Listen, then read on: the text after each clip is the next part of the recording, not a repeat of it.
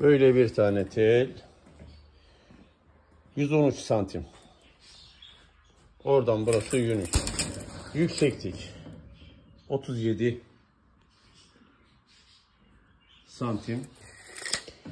4-8 tane yemlik var. 1, 2, 3, 4 tane kapı var. Ortadan bölünmeli.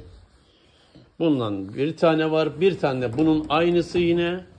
Arkadaşlar. Onun kapıları burada. Bunun kapısı burada. Ve burada olan var. Yine aynı ölçülerde.